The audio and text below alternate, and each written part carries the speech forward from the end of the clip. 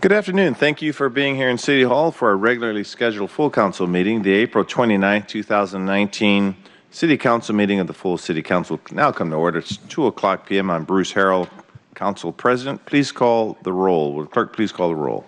Sawant. Here. Bagshaw. Here. Gonzalez. Here. Herbold.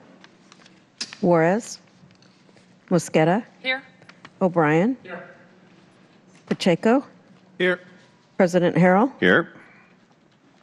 7 present. Thank you very much. If there's no objection, Councilmember Juarez will be excused from today's meeting. Hearing no objection, Councilmember Juarez is excused from today's meeting and wish her a speedy recovery. If there's no objection, today's introduction and referral calendar will be adopted. Hearing no objection, the introduction and referral calendar is adopted, and similarly, if there's no objection, today's agenda will be adopted. Hearing no objection, today's agenda is adopted. The minutes of the April 15th, 2019 City Council meetings have been reviewed, and if there's no objection, the minutes will be signed. Hearing no objection, the minutes are being signed. Presentations, I'm not aware of any presentations this afternoon. And so at this time, we'll take public comment on the item that appear on today's agenda, our introduction referral calendar or our City Council 2019 work program. And we'll start off with Mr. David Haynes, followed by Marguerite Richard. City Council, hello? Uh-oh, let's start this time over. Go ahead. Excuse me. The City Council needs to realize the root problem in Seattle is the sabotaging of the 2012 police reform that saw the Attorney General bypass the legislative branch's rule of law and slipped an unconstitutional sentence that literally exempted low-level drug pushers from jail. This was also the same time the Public Defender Association went into business, acting like there is a public-private partnership to keep nefarious, self-destructive junkies out of any form of advanced jail to break their habit, instead enabling the big pharma alternative drill drugs and the nonprofits that issue them. This has resulted in Seattle Police Department refusal to go after the crack, meth, heroin pushers, destroying lives daily, yet listed nonviolent by liberal Democrats. We need honest cops and honest oversight, not more sympathy for drug pushers causing societal implosion embraced by social welfare industry, prioritizing more services and housing for those deemed a nuisance while forsaking innocent, sober, drug-free, only reached out to during bankers' hours. I hope the Community Police Commission is willing to investigate the ongoing crisis of Seattle bar owners buying off cops, moonlighting as they protect bartenders over-serving drinking and driving patrons. There is a case against a homeless veteran that proves cops are lying for bar owners who pay their overtime, moonlighting as security in order to maintain a relationship between the Seattle PD and bar owners buying their loyalty at the expense of an honest police report, resulting in innocent poor oppressed by the city prosecutor conducting a war on the poor left over from Ed Murray's evil administration, furthered by present leaders undermining interpretation of who to make the community and the public safe for. Thank you, Mr. Haynes. Our next and last speaker is Marguerite Richard. Yes, good day, everyone. I guess my concern is only because it's on here and it was brought to my attention about the other business of Mr. Zimmerman. It's not online as stated on this paperwork here. So I guess what I'm concerned about is that you want us to speak to a program agenda, but if we're seeing all these inconsistencies going on up in here, then for the average person that may not be thinking straight, you know, the bus might have crashed somewhere, or like the crane may have came down, and so you got post-traumatic stress because either you witnessed it or you saw it happen in your city. And then you come down here and it's like you spanking folk. But I'm letting you know today, I'm not no rollover. And if you got some itty-bitty feelings that you're going through, well, you need to put them in your pocket right now, because this stuff that is incompatible with public duties, the Customer Service Bureau, I heard that the curtain is down over at that office. I've yet to find out why, because that's something that you would think that we're always going to need is customer service. So whoever created that situation down there, I'm still trying to find out why that was violated. So I'm consistently telling you that these are criminal acts. If we're not able to go into a public entity without fear of retaliation just because of the color of our skin, that I-200 and that 1,000, you can go 1,001, 2, 3, 4. I don't care how much down the line. If you're still connected to slavery, those talkers over there, you see them? That's what I'm saying. That's why he said, clean this dirty chamber, and then we can all be free. Thank you. That will conclude our public comment section, and we'll move to the payment of bills section. So please read the title. Council Bill 119503, appropriating money to pay Cedar claims and ordering the payment thereof. I'll move to pass Council Bill 119503. It's been moved and seconded that the bill pass. Any further questions or comments?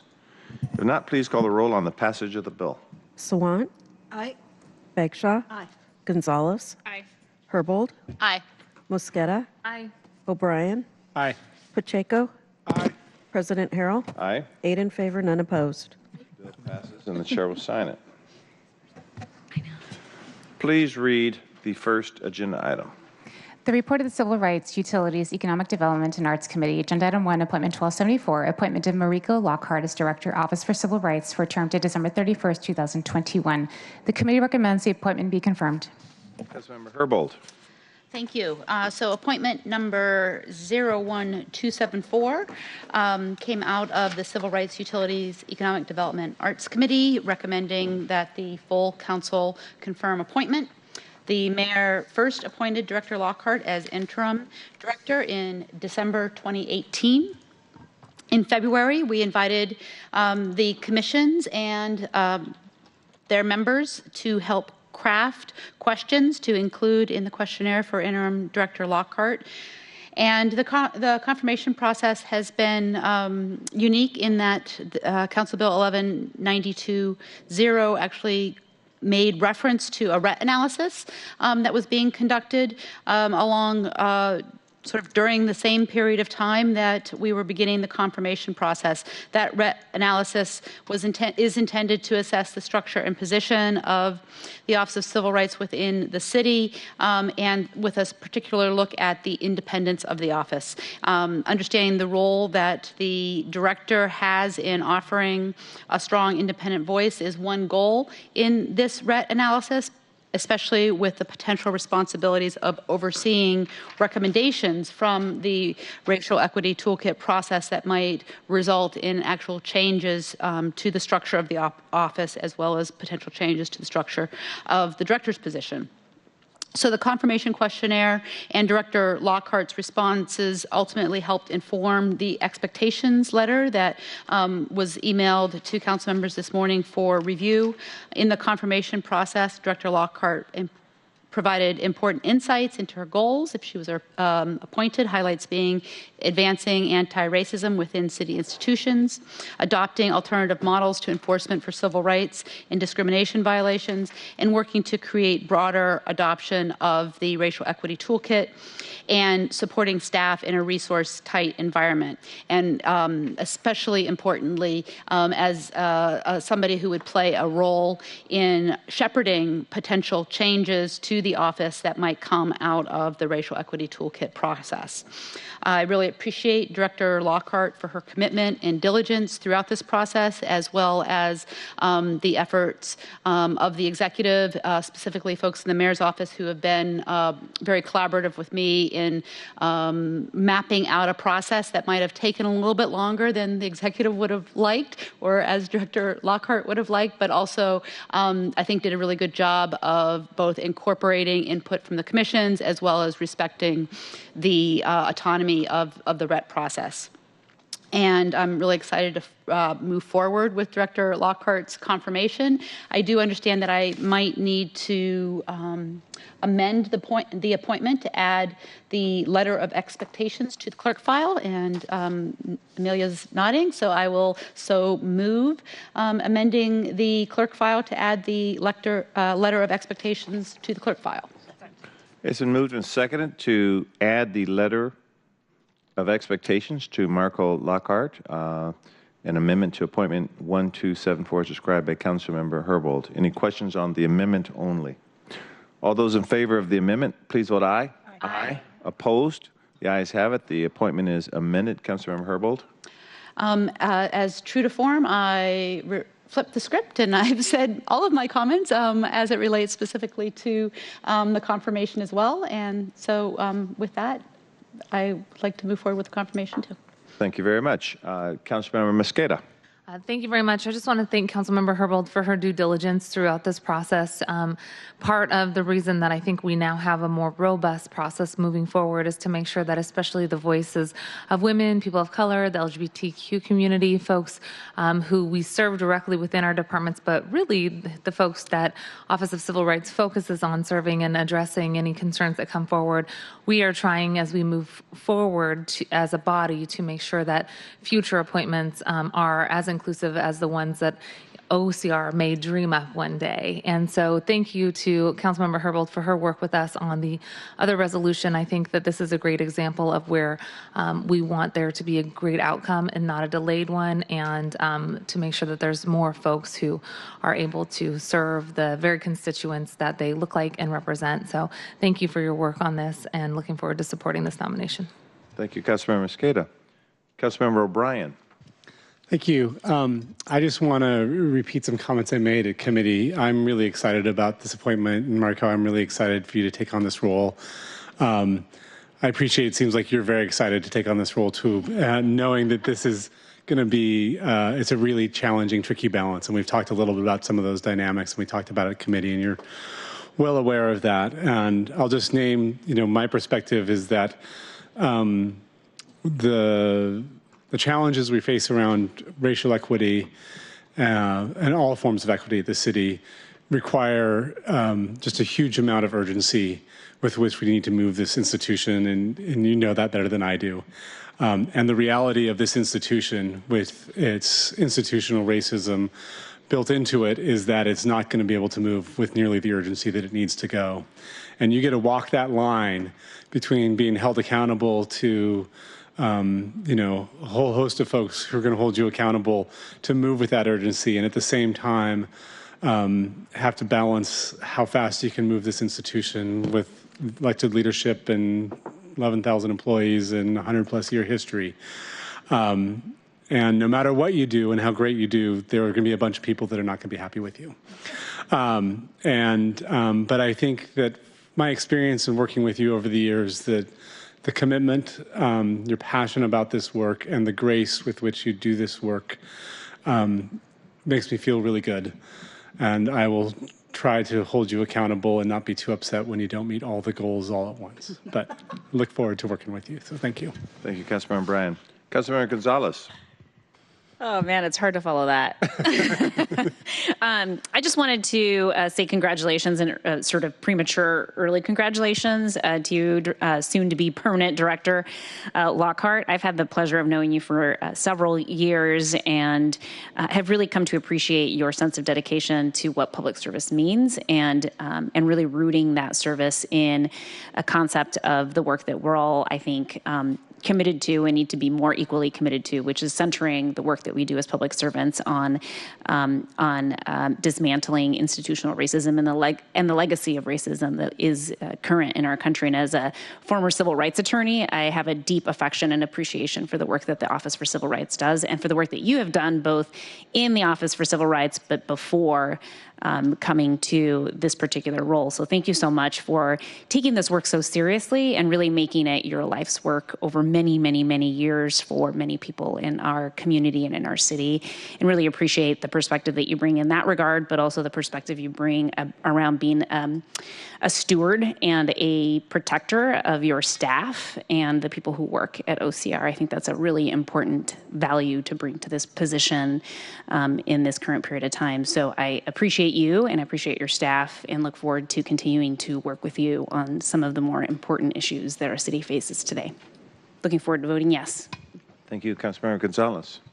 Any other comments from the dais?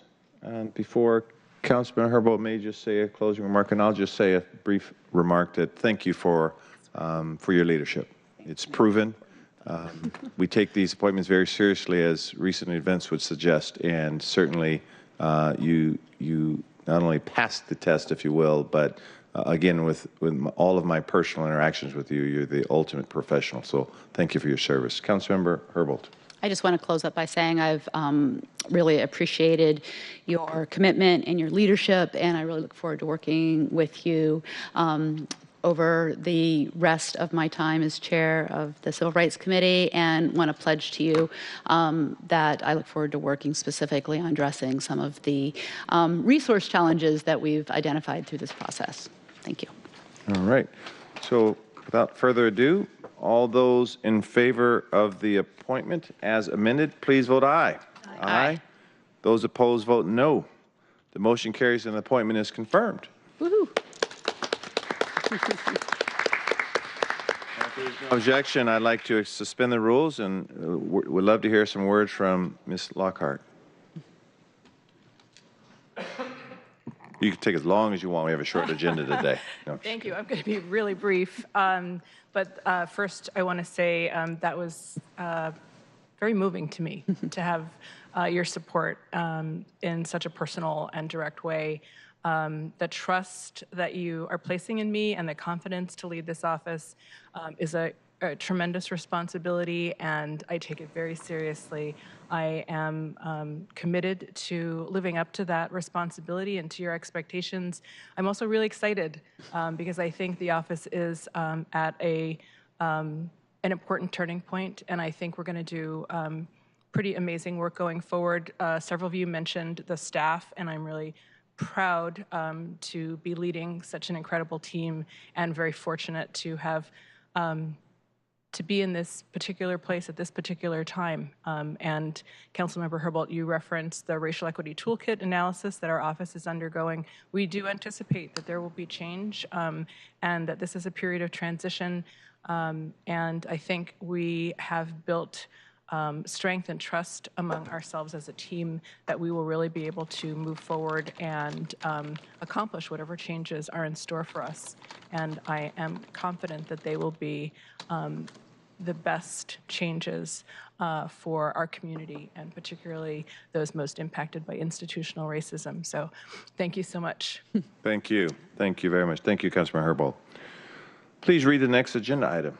Agenda item 2, Council Bill 119502, relating to the Cedar River Municipal Watershed, amending the secondary use policies adopted by Ordinance 114632 to provide for the limited application of the herbicide imazapar to treat invasive knotweed species. The committee recommends the bill pass. Councilmember Herbold. Thank you. So this is an ordinance related to the application of the herbicide imazapar to treat the invasive knotweed in the Cedar River watershed. This ordinance would allow for 3 additional years through 2021 of limited spraying of imazapar with the goal of eradicating knotweed. The legislation would amend a 1989 ordinance that banned herbicide use in the Cedar River watershed and extended the authority described in ordinances from each 2010, 2013, and 2015. So each of those 3 years, we have amended the 1989 ordinance to extend the authority to allow very limited application of this herbicide imazapar in order specifically and only to treat knotweed. Knotweed poses the greatest risk of any invasive plant in the watershed. The plant takes over habitats near water, displacing native plant species, degrading habitat for salmon and other fish, and threatening water quality by destabilizing stream banks. Herbicide use has declined every year since 2011, and the amount used to treat knotweed throughout the watershed reached a low of 0.4 ounces per acre treated in 2018. This is a 95% reduction in the use of this herbicide, and it's also the Seattle Public Utilities has gone to great lengths to adjust its application practices, specifically to minimize potential impacts to pollinators. Thank you very much. Any questions or comments? Councilmember Bryan. Just a quick comment. Thanks for your work on this, Councilmember Herbold. I will be clear, I'm frustrated that we are still allowing this, but my frustration lies solely with the persistence of knotweed. I was part of worked on the original piece of legislation in 2010 to create this exemption, and I will say that I am convinced that SPU has done some amazing work to continue to reduce the footprint and the amount of pesticides or herbicides they're using. And it's an amazingly invasive, pervasive, persistent beast, this knotweed. And it may be a number of years until they can say that they're confident that it is completely gone and will not come back. But I also want to say that this is part of an overall strategy all the way down the Cedar River, not just in the watershed, the Seattle Public Utility, where we get our water from, but all the way down to the lowlands. And King County and other partners have been working collaboratively to remove that along the bank because it does transfer by water too. So I'm happy to support this, and I think SPU is doing a really great job in a really difficult situation. Thank you, Councilmember Bryan. Councilmember Bagshaw. Councilmember Herbold, without asking for you to give me any numbers, do we know whether or not the acreage has been reduced? Greatly. And can you talk a little bit about, if you know, how much left that SPU is focused on? So they are anticipating being able to move more into a maintenance stage, but the amount of area that they have to cover has greatly reduced over the years that they've been doing this application. And as I mentioned before, they are very careful to not apply mazapir on knotweed plants when they're flowering, specifically to address folks' concerns about the impact on pollinators. And when I say they're anticipating being able to move into sort of more of a maintenance approach, although their goal is to eradicate knotweed, they are still anticipating that even in a maintenance approach, they are still going to have to go out and spray because, and it will be spraying more to deal with the buds that come out of the ground while there are still roots. They've tried doing manual eradication of knotweed, but just because of how invasive it is and how it travels, the manual eradication isn't effective. But at some point, they feel that the root system is going to degrade so much that the threat of larger plants is going to be greatly reduced or continue to be greatly reduced. Thank you. And my recollection from the presentation was it was about a 95% reduction also in the acres of where it is. So, and I believe they haven't seen any new places where it's popped up. So they're still dealing with the same areas that they have, and they're just going back there on a regular basis, checking it. And when little pieces pop up, they're going to treat them until they'll win the battle over the energy left in the root system. Injections?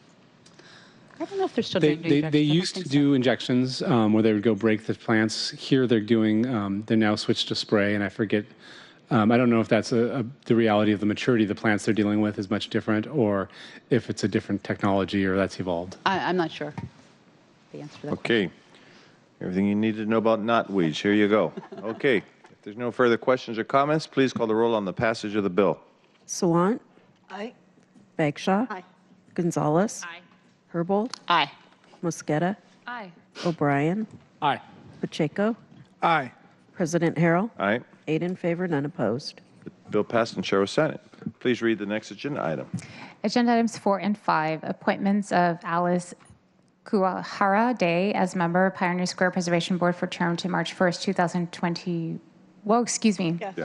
Excuse me. The report of the Finance and Neighborhoods Committee, agenda item 3, Council Bill 119493, relating to city employment, commonly referred to as the first quarter 2019 employment ordinance, designating positions as exempt from the civil service, authorizing payment of the employee's 2019 premium share into the Washington State Paid Family and Medical Leave Insurance Program, and ratifying confirming certain prior acts, all by 2/3 vote of the City Council. The committee recommends the bill pass as amended. Councilmember Bagshaw. Thank you very much. So we've got two subjects in this ordinance, and the first is designating 3 positions as exempt from the civil service system, 2 in our information technology department, and the third in the Human Resources Department. And this is typical of the quarterly report. There's just these three that will be made exempt, and there's no other changes. The second section in this ordinance authorizes payment completely separate from the first items, which is that the city will pay into the Washington State Family and Medical Leave Insurance Program the employees' premium share beginning January 1st of this year and up to December 31st, 2019. So those separate subjects are both incorporated in this ordinance, and committee recommends do pass. Very good. Is there any questions or comments? If not, please call the roll on the passage of the bill. Sawant. Aye. Bagshaw. Aye. Gonzalez. Aye. Herbold. Aye. Mosqueda. Aye. O'Brien. Aye. Pacheco. Aye. President Harrell. Aye. 8 in favor, none opposed. Bill passed and chair will sign it. Please read items 4 and 5. Agenda items 4 and 5, appointment 1307 and 1308. Appointment of Elise Kuwahara Day as member of Pioneer Square Preservation Board for term to March 1st, 2021, and appointment of Audrey Morton Hoyt as member of Pioneer Square Preservation Board for term to March 1st, 2022. The committee recommends the appointments be confirmed. Councilmember Bagshaw. Thank you. Both these women were at our committee this last week. Elise Kuwahara Day has her bachelor's from Carnegie Mellon University. She will fill the position of architect on our Pioneer Square Preservation Board. And if I may just jump to Audrey Hoyt, we'll vote on them separately. She is the business or the retail appointee to this commission. And many of you know that we have been working hard with our Pioneer Square Preservation Board, both to preserve the character of the Pioneer Square area, but also to begin to focus on some of the buildings that have been derelict for, in some cases, 30 years. So I'm excited about these two appointments because it's going to fill out the board, and they've had multiple vacancies for a couple of years now. So I recommend that these appointments be confirmed. Very good. Any questions or comments? And we can vote on these together since they are read together. So all those in favor of appointment 01307 and 01308, please say aye. Aye. Those opposed vote no. The motion carries and appointments are confirmed. Thank you. Please read items 6 through 15, please. The report of the Gender Equity, Safe Communities, New Americans and Education Committee, agenda items 6 through 15, appointments 1294 through 1300 and 1309 through 1311. Appointments of Asha Mohammed, Natasha Moore, Mark Mullins, and Elena Santayan as members, Community Police Commission for term to December 31st, 2019. Appointment of Aaron B. Goodman as member, Community Police Commission for term to December 31st, 2020. And appointments and reappointments of Brandy Grant, Esther Lucero, Carissa Morikawa, Joseph Sia, and Harriet Walden as members, Community Police Commission for term to December 31st, 2021. The committee recommends these appointments be confirmed. Councilmember Gonzalez. Whew. That was a mouthful. Thank you, Amelia.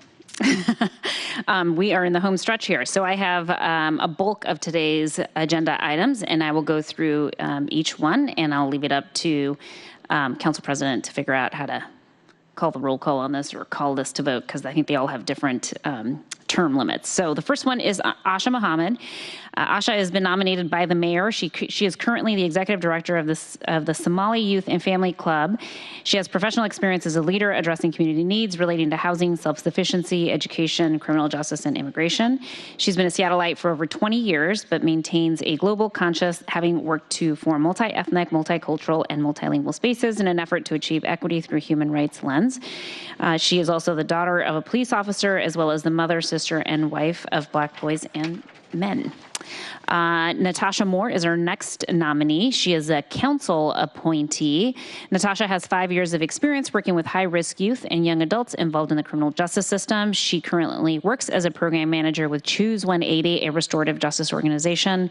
She previously worked for the YMCA of Greater Seattle in multiple roles, including as an outreach worker. She's a board member of the Beacon Hill Hub and is currently enrolled at Seattle Central Community College.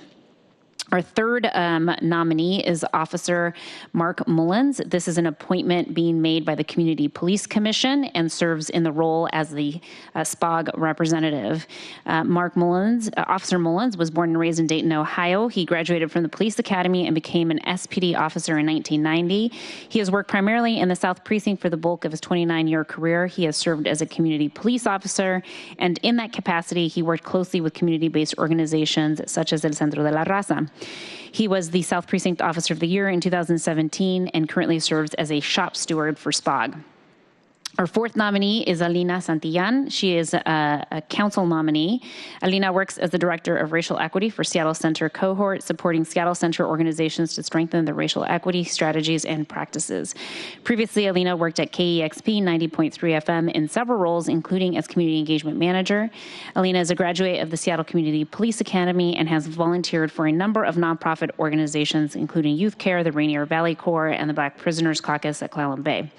Alina earned a bachelor's degree from the University of Southern Mississippi.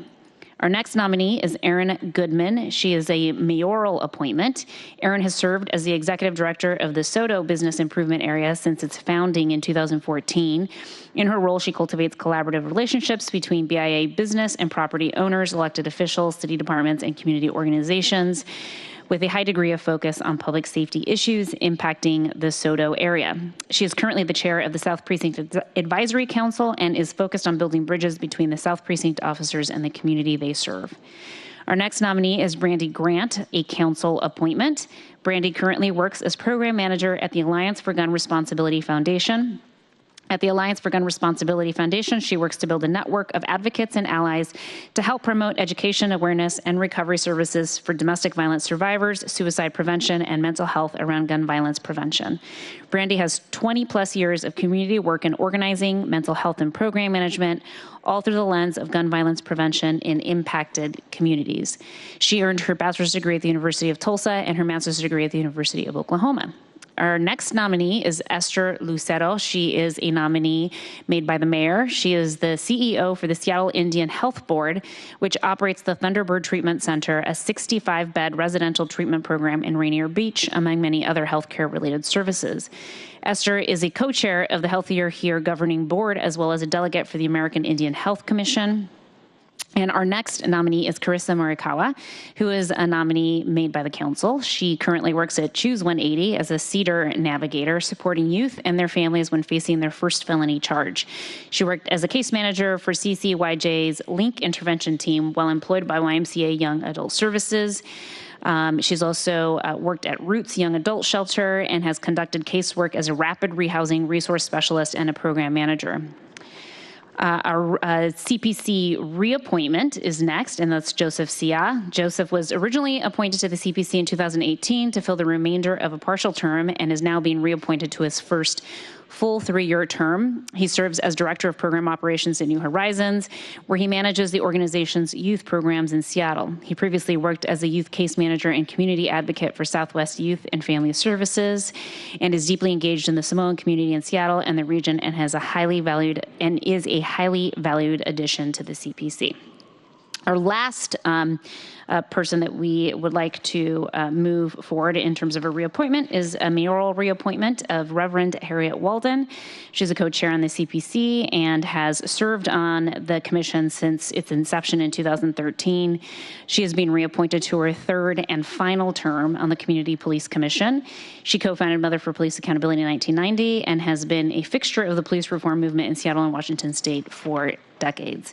So those are the appointments, reappointments to the Community Police Commission. And I think, as you all can tell from the diverse set of candidates that we have in front of us, we really worked hard to identify people across the spectrum to bring different perspectives to the Community Police Commission and to continue to advance upon the mission and the goals of the Community Police Commission. And with that, I am happy to recommend passage.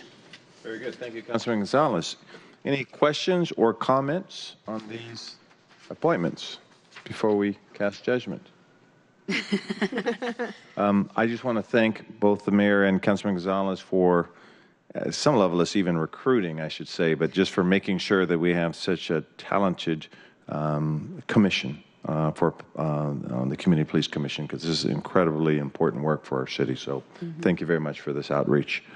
Okay, even though they are different appointments and reappointments in different terms, they are all to the same commission, so we can vote on them all at once, I've been told by the clerk. So I'm going to take 6 through 15. So all those in favor of confirming appointments 6 through 15, please vote aye. Aye. Opposed, vote no. The motion carries and appointments are confirmed. Please read the next agenda item. The report of the Sustainability and Transportation Committee, Agenda Item 16, Council Bill 119472, relating to land use and zoning, amending sections 23.22.062, 23.24.045, 23.49.019, 23.54.030, and 23.84A.010 of the Seattle Municipal Code, adding a new requirement relating to electric vehicle charging infrastructure. The committee recommends the bill pass as amended. Councilmember O'Brien. Thank you. Very excited about this. This is something that's been in the works for over a year to create this EV readiness ordinance. This legislation will require that all new construction in the city meets certain standards for making sure that any parking spaces that are already going to be provided in that building or even in a lot, if it's not a structured parking, provide a certain level of readiness for adapting to electric vehicles. The main standard for residential is that in single-family homes or in small multifamily developments like townhomes or row houses would require that each parking spot have a EV-ready outlet ready to go. And then as we get larger structures where you have structured parking that's shared spaces, eventually phases to about 20% of the, or actually exactly 20% of the spaces need to be electric vehicle ready, meaning that there's wire pulled, there's panel capacity, everything ready to go to hook up essentially an electric vehicle charging station relatively easily. As I mentioned in this morning's meeting, the technology now exists so that as people put in charging stations, you put in a charging station per outlet. Charging stations are capable of balancing loads and charging up to 5 vehicles per station. So a policy that has 20% of the spaces EV ready could effectively, through that technology, be 100% of the spaces could be EVs charging simultaneously over the course of a night. It's really, I think it's some of the best legislation in the country. It builds on what other jurisdictions have done and takes the strongest parts of various cities and combines it in this. I'm sure that in the coming months and years, other jurisdictions will leapfrog us to the next level, but I'm proud to say that I think Seattle will be at the moment at the leading edge of requirements for electric vehicle residents in new construction. Thank you, Councilmember Bryan. Any questions or comments? If not, please call the roll on the passage of the bill. Sawant. Aye. Bagshaw. Aye. Gonzalez. Aye. Herbold. Aye. Mosqueda. O'Brien. Aye. Pacheco. Aye. President Harrell. Aye. 7 in favor, none opposed. Thank you very much.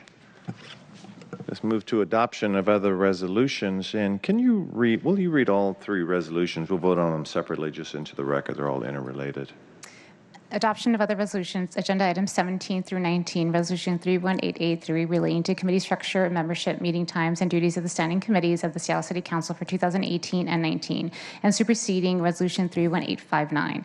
Resolution 31884 designating the monthly President Pro Tem of the City Council of the City of Seattle for 2018 through 2019, and superseding Resolution 31790. Resolution 31885 relating to the Seattle City Council member participation for 2018 and 2019 on King County committees, regional committees, state committees, and City of Seattle committees, and superseding Resolution 31792.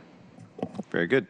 As I described to you this morning, these 3 resolutions basically evolve around the appointment of Councilmember Abel Pacheco to Council position number 4.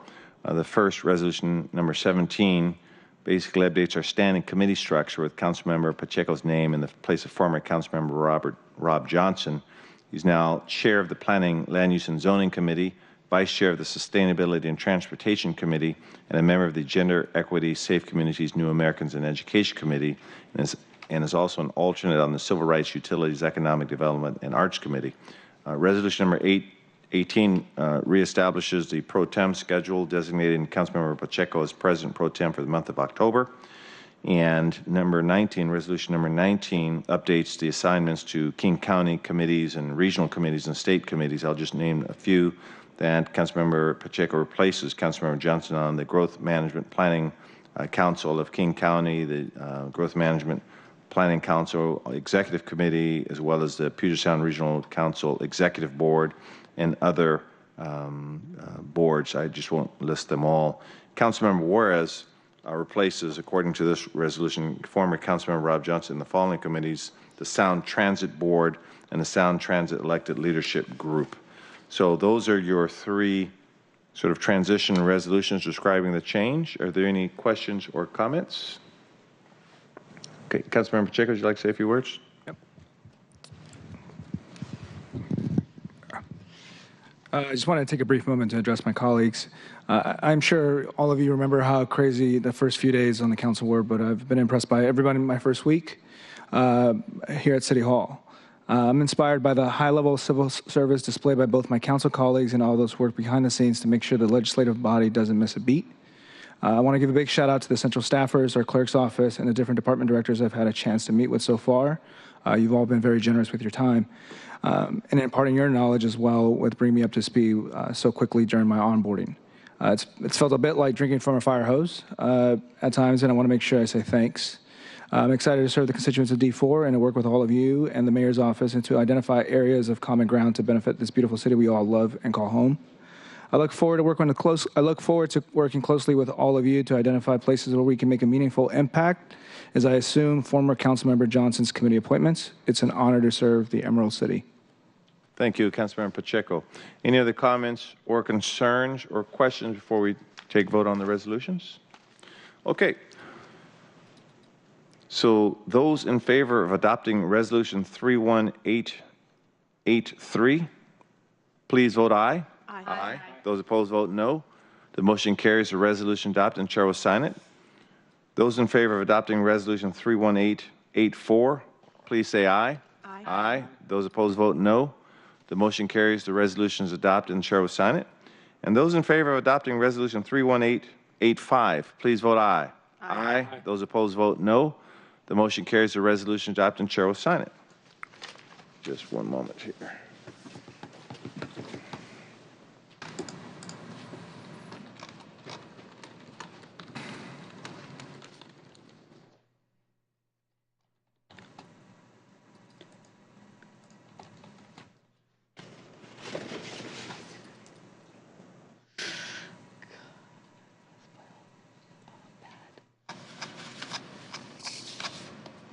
Okay, other business. The City Council will now consider an administrative appeal to an exclusion issued to Avram Alex Zimmerman on April 18th, 2019. The question is, shall the decision to exclude this individual from council meetings through May 14th, 2019 be sustained? So just to make it clear, if you vote in favor of the exclusion, that means you are in favor of the current exclusion. And if you vote opposed to the motion, you will vote that you do not agree with the exclusion and the individual should be allowed to attend future council and committee meetings before the expiration of the exclusion period. I'm hoping everyone's, are there any questions about the motion? Councilmember Herbold. Yeah, I have a question about the date of May 14th. How did we land upon that date? So I'll take a shot at that one. I believe the rules allowed for a 28-day extension, a 28-day exclusion, and there's 28 days from the moment of the incident that came into to be scrutinized. And given that we have had discussions about Mr. Zimmerman's activities being beyond simply rule breaking, we are exploring other avenues that would act as a sanction beyond the 14th of May? Yes, we are. Those we have conferred with our law department on all available options based on the most recent conduct. Thank you. Madam Clerk, I had one question. well, I'll better say it on the record, I suppose. Am I to allow any testimony in favor or opposed to the exclusion to the members of the public, or did my public comment section suffice for that period? Do I have to open it up again for public comment on this motion? Okay. Well, I'll err on the side of cautiousness here. If there's anyone here that would like to testify on behalf of the appellant, I will open up the floor. The appellant being Mr. Zimmerman, based on his exclusion on April 18, 2019. Hearing no one willing to speak on his behalf, I will close that section of the public comment section. Okay. Is the motion clear to my colleagues? Okay. All those in favor of the motion, please vote aye. Aye. Those opposed, vote no. So the motion carries and the exclusion remains in effect. Okay. Is there any further business to come before the council? Okay. If not, we stand adjourned, and everyone have a great rest of the afternoon. Great. Thank you.